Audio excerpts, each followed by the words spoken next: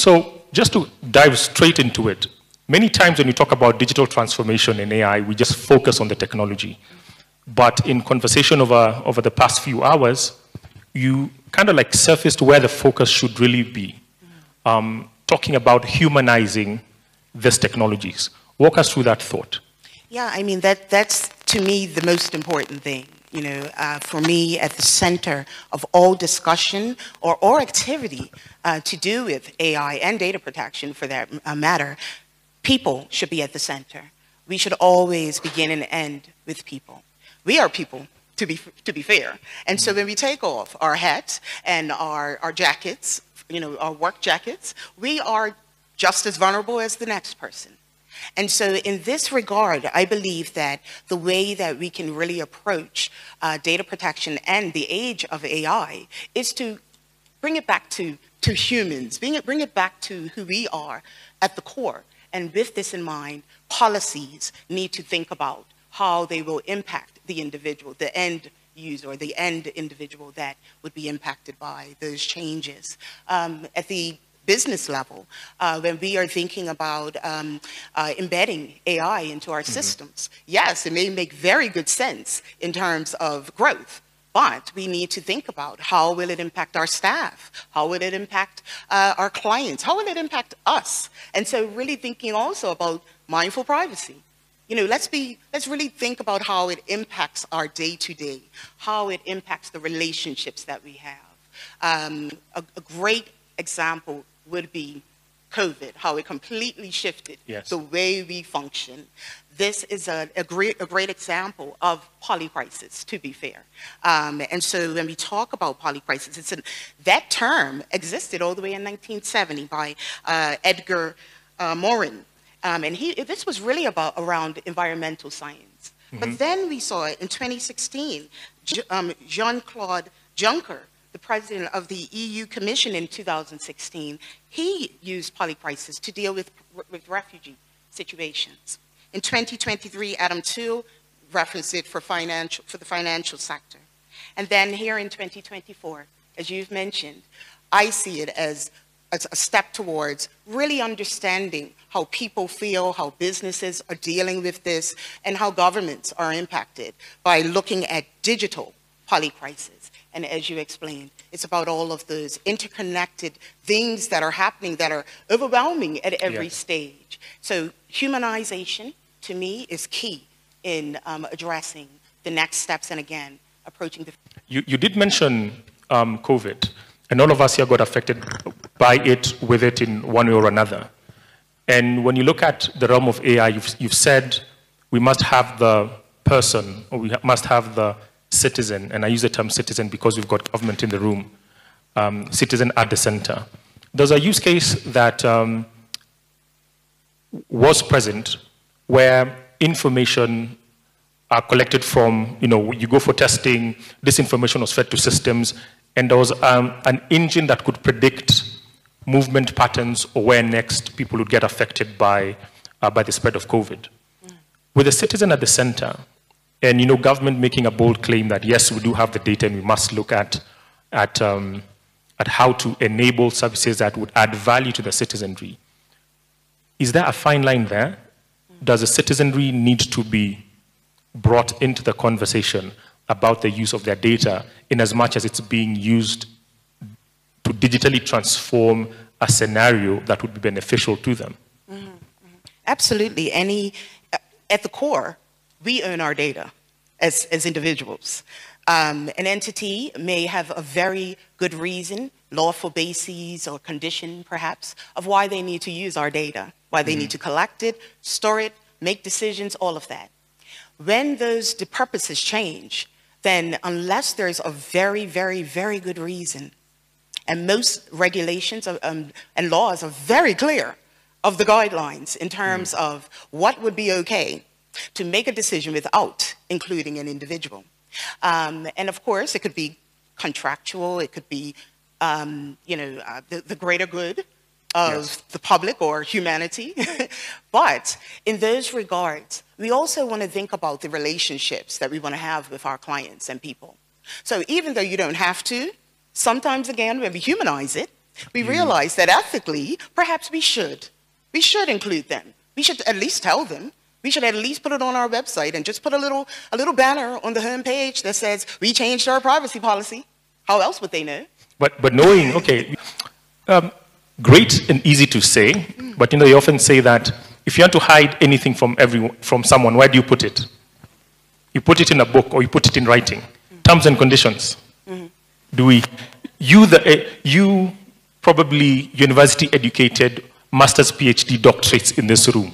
Terms and conditions. Do you read them? What changed in the privacy policy? What changed in the terms of use of our data?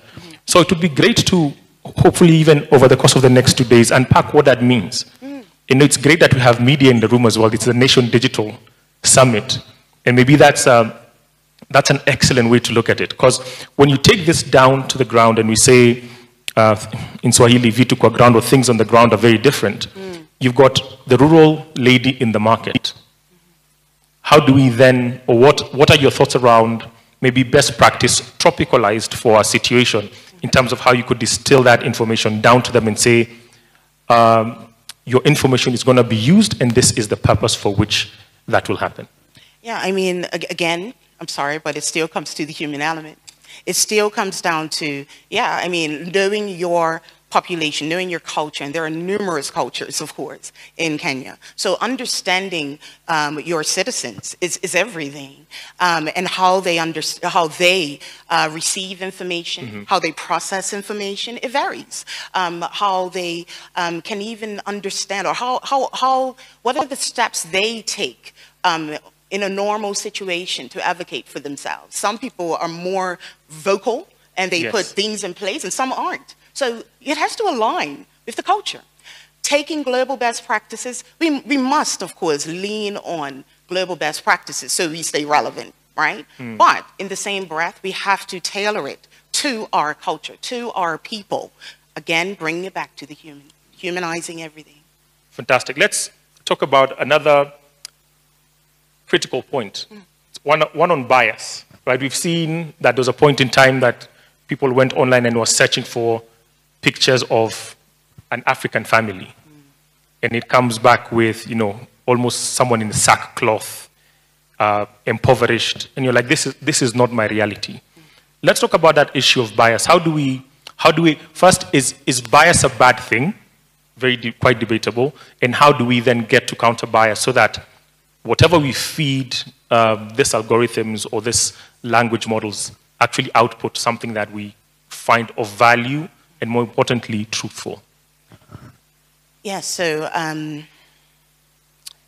firstly, when we think about I'm sorry, can you repeat you said 2 points there, and I really want to address the first one. Can you repeat? About biases, talking about biases, yes. So one is that, is building bias into models a bad thing, one?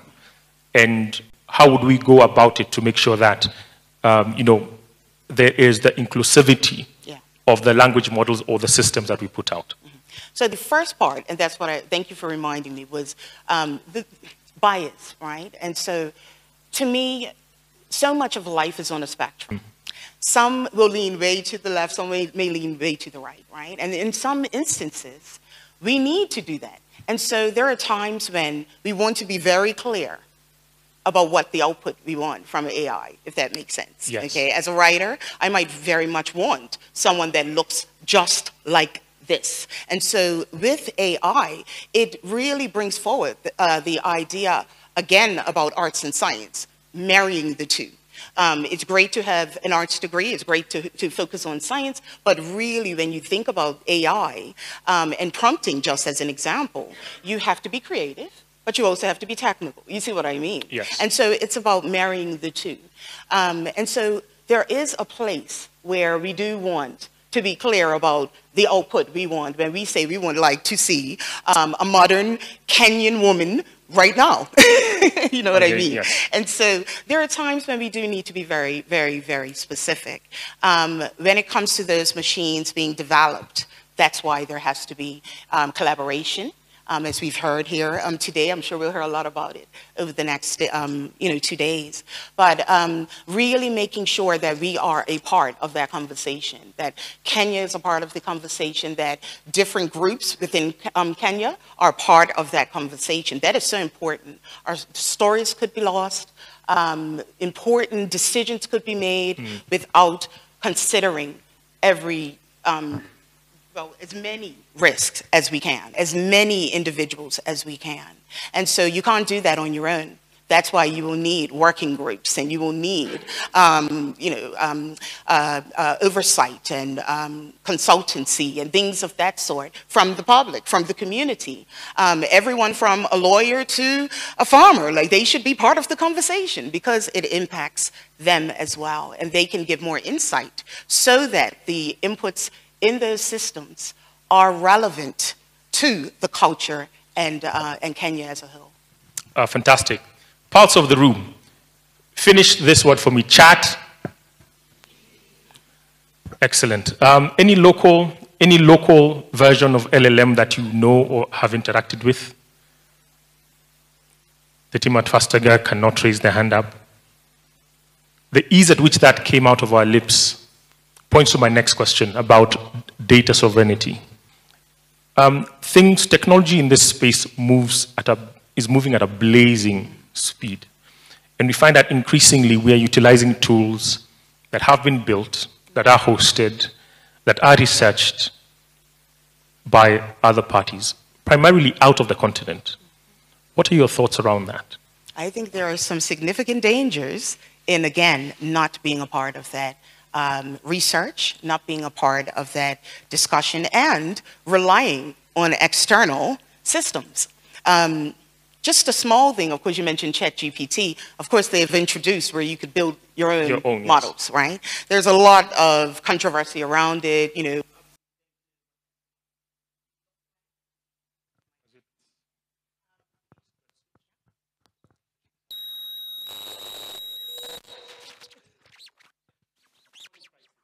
I think we're all awake now.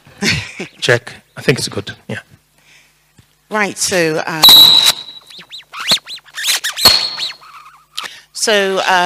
yeah, there could be significant dangers in adopting sort of boxed solutions, and that's for, again, individuals.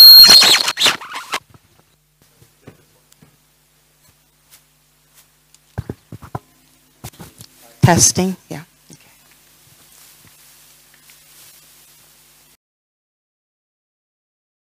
There's depending even on external systems, as I was saying, wherever possible. If the talent is in Africa and Kenya, we should be looking at how we can create these things, and so it becomes a little bit more authentic and organically developed.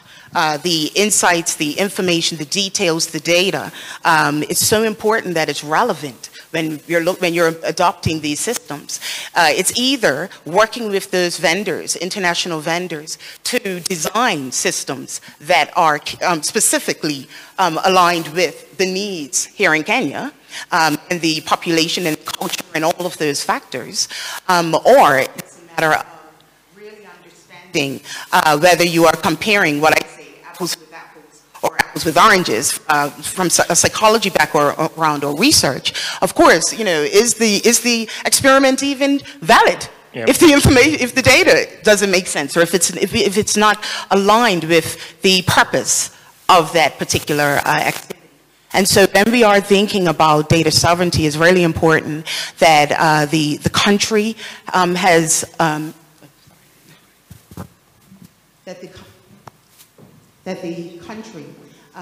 has some level of sovereignty, and that individuals understand what that is, and that they are involved. They understand what their part is, and where they do have opportunities to make decisions to protect their own data. Fantastic. Now, just building on that again, have you seen any, because it's great to have that put in law, right? That dear vendor that you're working with, big MNC, you can only use our data within our context, and it needs to still remain within our borders. How easy is it to actually effect or make sure that that is being followed? Well, remember that's the first steps of vendor selection, perhaps. You know, we must make sure that the entities that we engage with, that we do business with, that they understand what we are looking for in terms of the devices or the tools that we will be using, that they're developing. And so there are some entities that are closed-minded to that.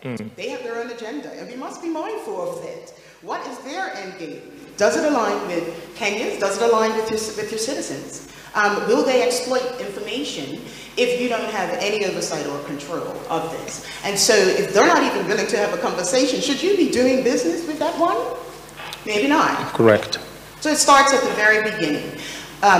From there, it should be, again, collaborative. The building of it, the developing of it, the purpose of it. It should be a joint effort with the entity here or government here, as well as with the entity that is building those systems. And the conversation around data and all of that needs to be very clearly specified wherever possible, and particularly in those policies in terms of engagement. Fantastic. Let's maybe use one example, even as we wrap up, to catch up on time, about where an intersection of things like data privacy and AI meet. And we had explored the issue of the healthcare space, because healthcare is universal for everyone. Everyone can understand that whether it's from the county level, if you have a healthy, if your citizenry is healthy, then only then can they produce. Do we have some examples that we could explore, even hypothetically, about what that intersection of data privacy and AI would be in this sector, for example? I mean, when we think about ethics on its own, I mean, there's data ethics, there's AI ethics. The core of data protection and the principles around it, it overlaps very nicely with AI. And so entities, governments that have already really started taking that quite seriously and designing what that means for them. Again, it's not just GDPR. GDPR is great, but of course it aligns with Europe, with the jurisdictions. It was designed for those jurisdictions, right? And so we must be mindful of the best practices and how GDPR could impact our countries. We need something that is designed specifically for the nation in which we have. With that in mind, we have to be clear how we will be able to, again, have that oversight, how we will be able to bring that information together, and how we will be mindful of the purposes of the information we are collecting. So if you're collecting it for COVID reasons, you should not now be using it for legal reasons. I hear you. You know what I mean? Yes. That now it's totally out of context. It's totally away from the purpose. Leaning on GDPR, purpose limitation. Leaning on international data protection principles. You've got concepts of that sort. And so minimization, the information that you collect, that it should be purposeful, that it should be, that if someone gives consent, that they should easily have the opportunity to take that consent back and say, I don't want you to do it the same way. And so when we're talking about health specifically, there are times when consent would not be the right direction or pathway to take. Maybe it's for the greater good, right? Yes. And so a great example of that is the Henrietta Lacks, Oprah Winfrey did a movie about this, the stem cells, and how stem cells from this, I think she was a slave, it was used for the greater good of humanity. They took it in science, they shared it among scientists, they used it all over Europe, and then her family spoke up and said, listen, this isn't right, like surely we should get something from this, right? I'm simplifying it, of course. But unfortunately, they lost the case. And the reason why is because her stem cells have helped us even, all over the world, they've learned from this woman's stem cells. And so it's beyond now just about her. It's now about the greater good of humanity. And so there are times when, unfortunately, it's beyond just our own personal preference. Yes. It is for the greater good, and that has to be clearly articulated. It should be clear to the individual. There should not be a bunch of gaps in terms of how that information will be used and who it will be shared with, particularly outside of Kenya. Fantastic, and that's about as much time as you have. Help me appreciate